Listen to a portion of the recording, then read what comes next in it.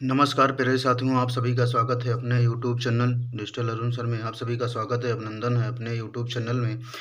आप सभी की क्लासें डे बाय डे क्लासें चल रही हैं साथियों। आपकी डीलेट सेमेस्टर 4th सेमेस्टर की क्लास आपकी आरंभिक स्तर पर भाषा पर क्लासें चल रही हैं साथियों। हमने आपको पढ़ाया बहुविकल्पीय प्रश्न, जितने भी वस्तुनिष्ठ प्रश्न उसी को बहुविकल्पीय प्रश्न बोला जाता है। तो वस्तुनिष्ठ प्रश्न आपके 50 क्वेश्चन जो बेहद ही महत्वपूर्ण क्वेश्चन थे आप सभी के लिए हमने करा रखा है। उसके बाद जो है जो भी इम्पोर्टेंट अति लघु उत्तरीय प्रश्न और लघु उत्तरीय प्रश्न आप सभी के लिए डीलेट में 4th सेमेस्टर की ये क्लासें साथियों, जो आरंभिक स्तर पर आपका आरंभिक स्तर पर भाषा के पठन पर जो भी अति लघु उत्तरीय और लघु उत्तरीय प्रश्न हैं वो भी हम आप सभी के लिए लेकर आए हैं साथियों। ठीक है, चलिए स्टार्ट करते हैं जो बेहद ही महत्वपूर्ण क्वेश्चंस आप सभी के लिए। पहला क्वेश्चन है, पठन से आप क्या समझते हैं, इसके महत्व पर प्रकाश डालिए। जो बेहद ही महत्वपूर्ण है, तो पठन कह रहा है, पठन से आशय है किसी वाक्य या शब्द को अर्थबोध व भाव को, ठीक है, वह भाव को ग्रहण करते हुए पढ़ना, अर्थात अक्षरों शब्दों से जुड़ी ध्वनियाँ निकालने के साथ साथ लिखित वस्तु का अर्थ भी समझना। उदाहरण में कह रहा है, उदाहरण लिख लीजिए। कक्षा में हम बच्चों को कार्ड्स पर बने पत्ती के चित्र अथवा श्याम पाठ पर चित्र बनाकर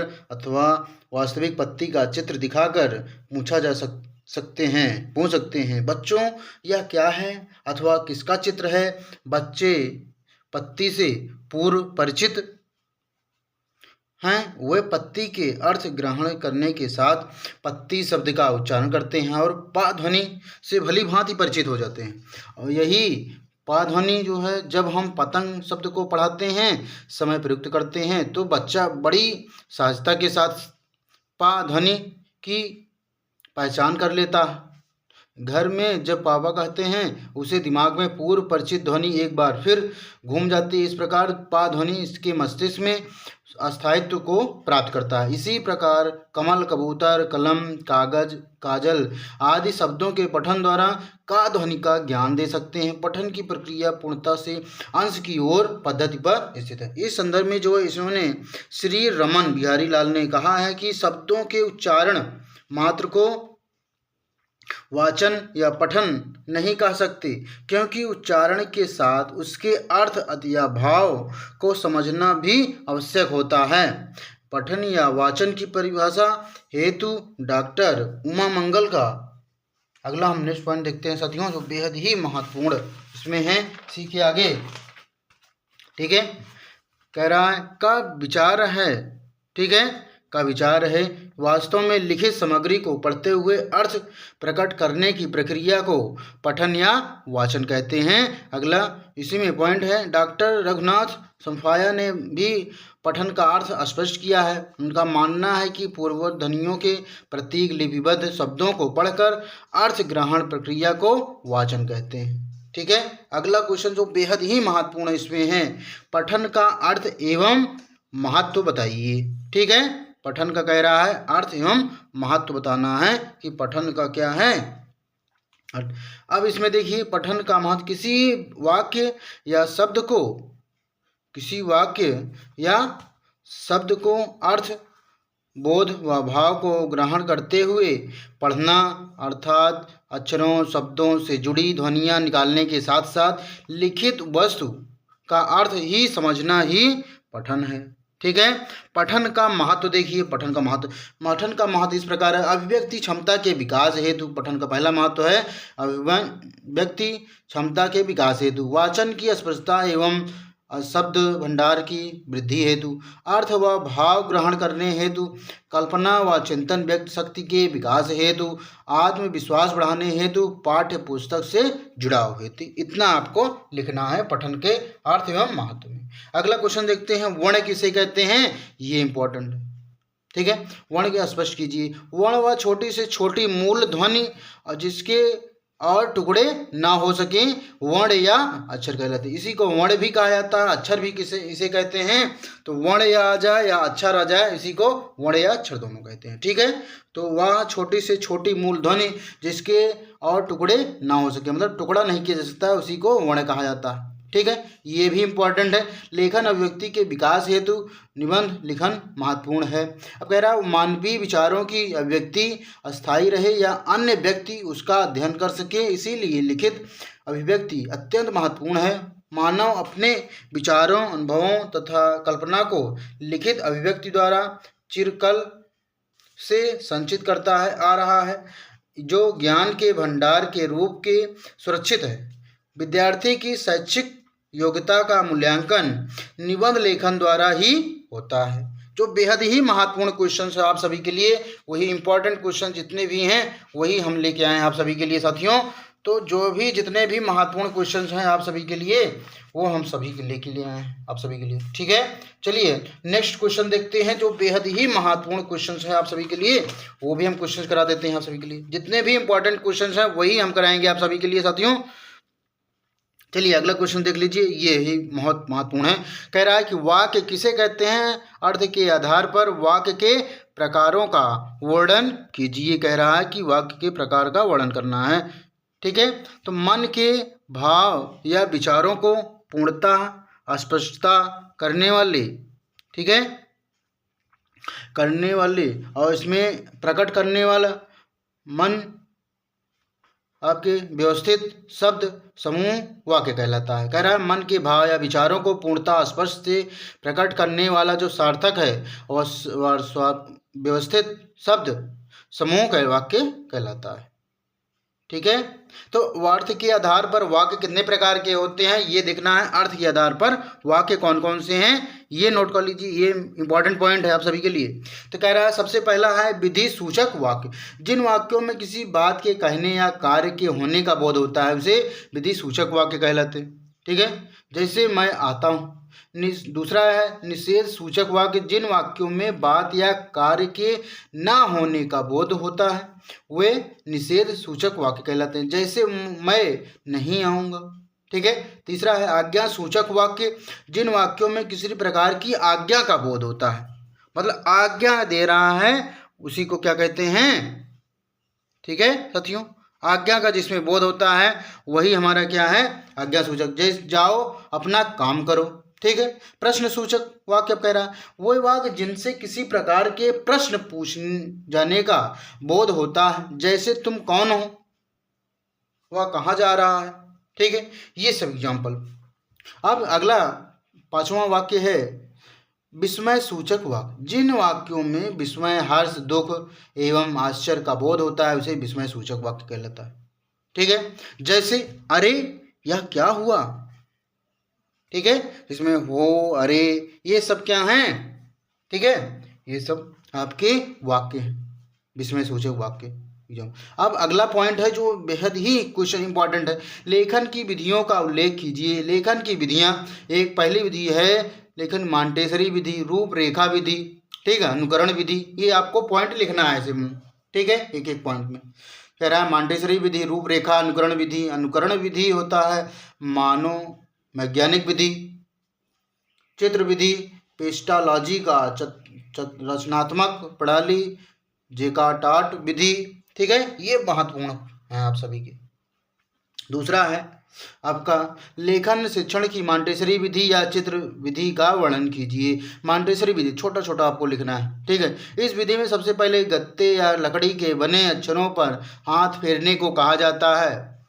जब उन अंगुलियों सध जाती हैं, ठीक है, तब स्वतंत्र रूप से वर्ण लिखने को कहा जाता है। तब कटे अक्षरों के पेंसिल चलाकर अक्षर सिखाया जाता है, लिखना सिखाया जाता है। जिन नीचे कागज रखकर खाली कटे हुए स्थानों पर पेंसिल चलाने से नीचे के कागज पर वर्ण बन जाएंगे और वर्ण लिखने के लिए हाथ के परिचालन का अभ्यास भी बालक को हो जाएगा।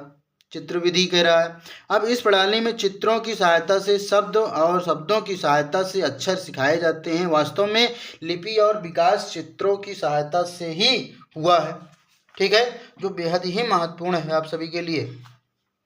कह रहा है इस विधि की सहायता से खेल खेल में बच्चों को वर्ण रचना सिखा दी जाती है, ठीक है। यथा जैसे सा, मा, ता, गा, ना वर्ण से सवार मछली, तख्ती, गधा, नल के चित्र बनाकर सिखाए जा सकते हैं। इसी प्रकार धीरे धीरे अभ्यास करने पर बालक अपने वर्णों को लिखना सीख जाते हैं। जो बेहद ही महत्वपूर्ण क्वेश्चन आप सभी के लिए, वो जितने भी इंपॉर्टेंट क्वेश्चन आप सभी के लिए वो हम करा रहे हैं आपको। ठीक है। अगला क्वेश्चन देखिए जो बेहद ही महत्वपूर्ण है। ठीक है। कह रहा छात्रों की वर्तनी संबंधी त्रुटि निवारण के उपाय बताइए।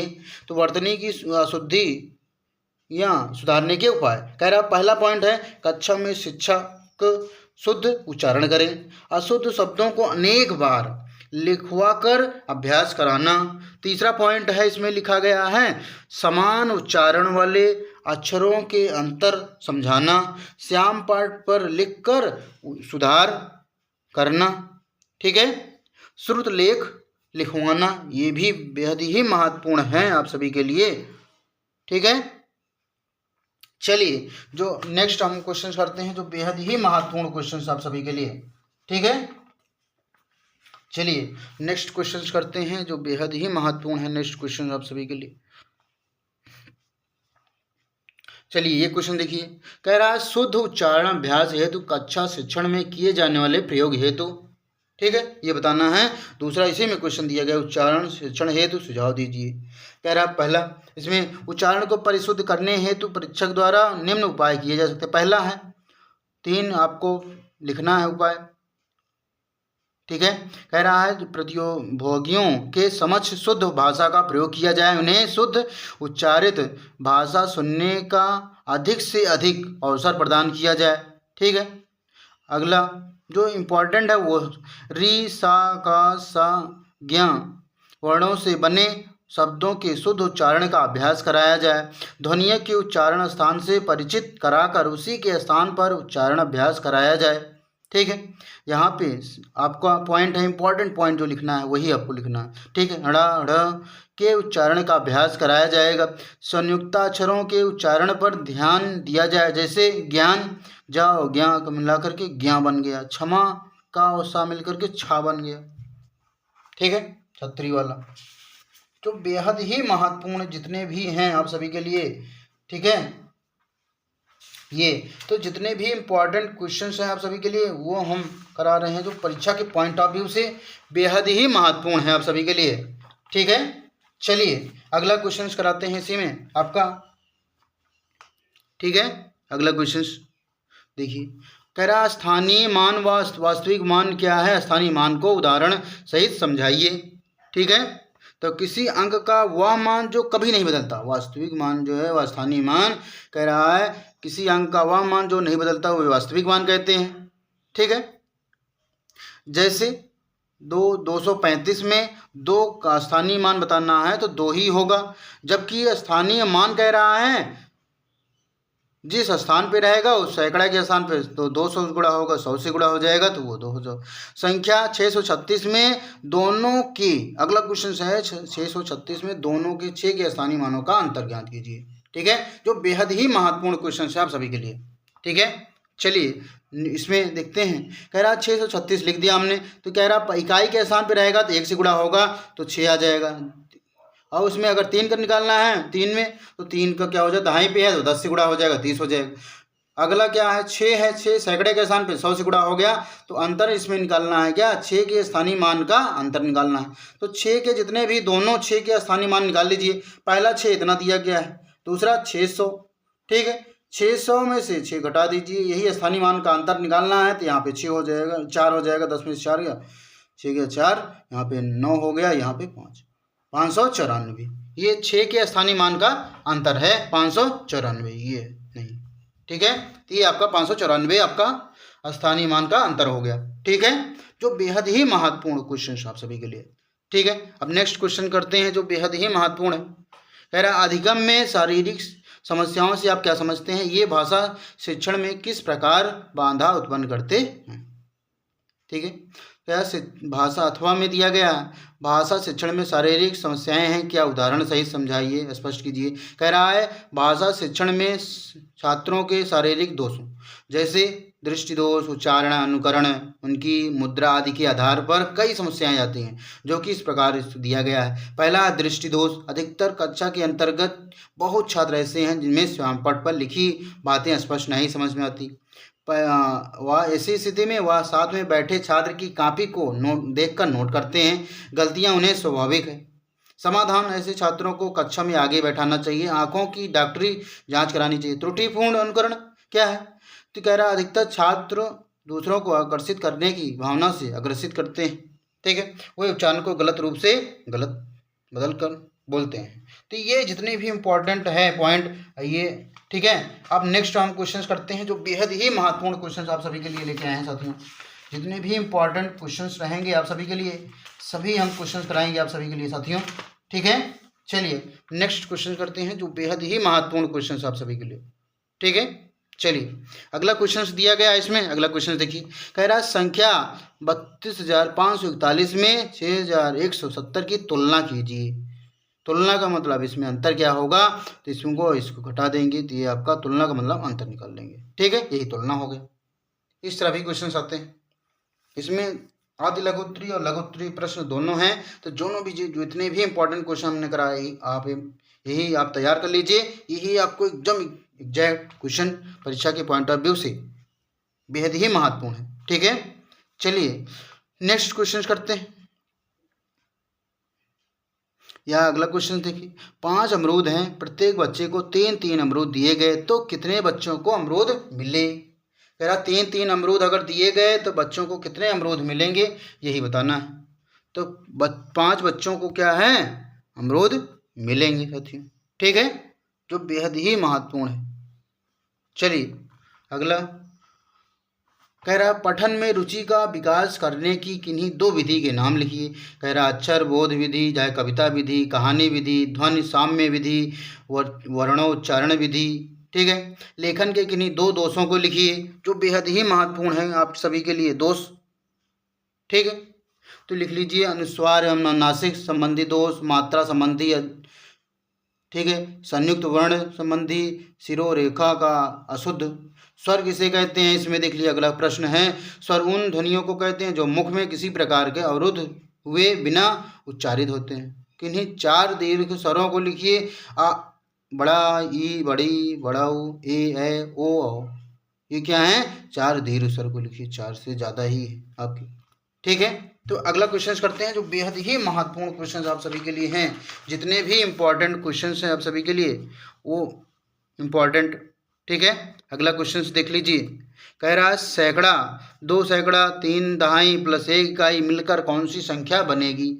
आप 2 सैकड़ा का मतलब 100 से गुणा करना है, दहाई का मतलब 10 से गुणा करना है, क्यों, इकाई मतलब 1 से, तो गुणा जोड़ देंगे तो मिलकर के कितना बन गया, 231 मिल गया। ठीक है, ऐसे लिख देना।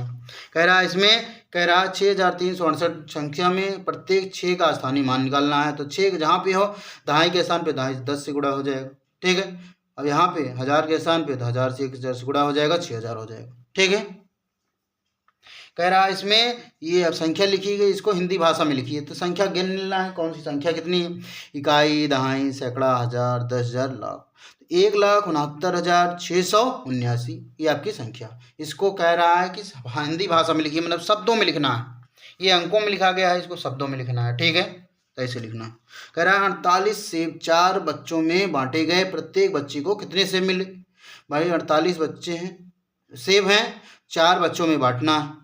ठीक है, तो 4 से क्या कर देंगे, प्रत्येक बच्चे को देना, 4 से भाग दे देंगे। 4 से हमने भाग दे दिया तो जो भी आया आंसर आपका 12 चौका 48, ये 12 सेब मिलेंगे सभी। ठीक है, 4 बच्चों में बांटना है।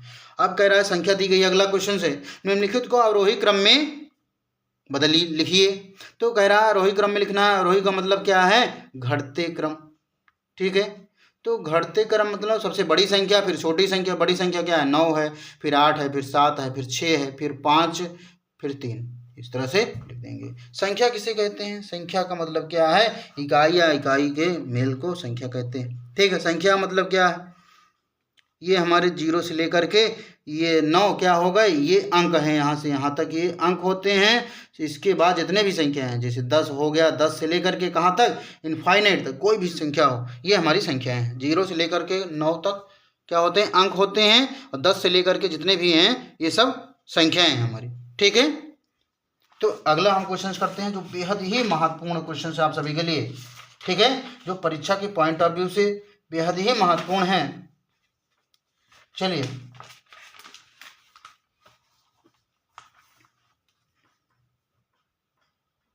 अंक का स्थानीय मान किसे कहते हैं? किसी भी संख्या के किसी अंक का स्थानीय मान ज्ञात करने के लिए दाएं से बाएं की ओर संख्या के स्थान की गिनती करते हैं, फिर उसके स्थानीय मान का निर्धारण करते हैं। अंक के स्थानीय मान का अर्थ है वह अंक किस स्थान पर है, जैसे इकाई पर, दहाई पर, सैकड़े पर, हजार पर है आदि।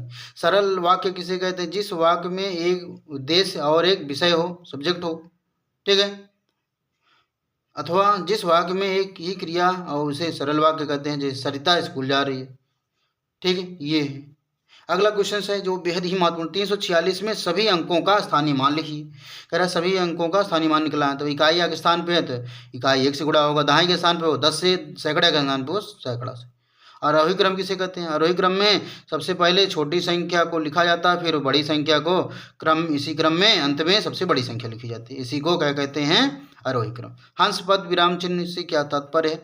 लिखते समय जब कोई अंश छूट जाता है तो यह हंस पद या त्रुटि पूरक चिन्ह, हाँ ये है आपका त्रुटि पूरक हंस पद, इसी को लिखकर शब्द लिखते हैं।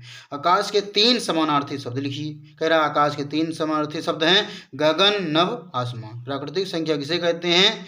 गिनती की सभी संख्याएं क्या होती हैं? वो प्राकृतिक संख्याएं होती हैं। भाषाई कौशल के प्रकार ये श्रवण है, लेखन है, पठन तथा वाचन, ये भाषाई कौशल के प्रकार हैं जो बेहद ही महत्वपूर्ण है आप सभी के लिए, ठीक है। चलिए फिर अगला हम करते हैं इसमें क्वेश्चंस जो बेहद ही महत्वपूर्ण है आप सभी के लिए, ठीक है। चलिए, कह रहा है अनुनासिक ध्वनि युक्त 4 शब्द लिखिए। अनुनासिक वाले, अनुनासिक इसमें हंसी, चांद, 5, मुंह आदि, ये सब अनुनासिक। संयुक्त स्वर कौन कौन से हैं? संयुक्त स्वर मतलब ओ, औ, ए, ये संयुक्त स्वर हो गए हमारे, ठीक है।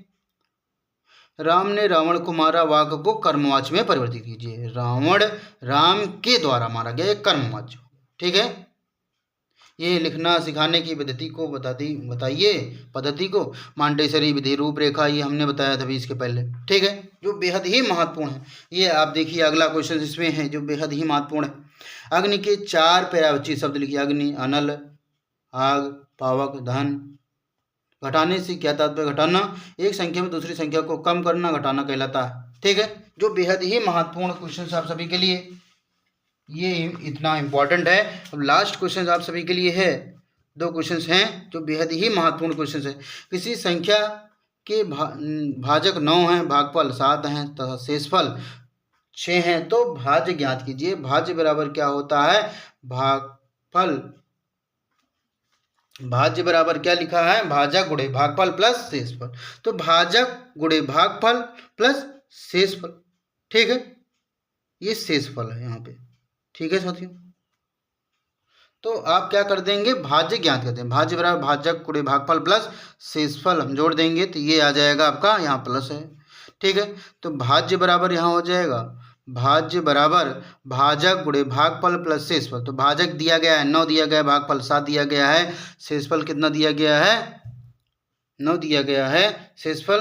तो आपका ये भाज्य निकल के आ जाएगा, ठीक है। तो आपका घटा देंगे 9 7 63 में 6 जोड़ देंगे तो 69 आ जाएगा, ठीक है। अगला क्वेश्चन देखते हैं जो बेहद ही महत्वपूर्ण।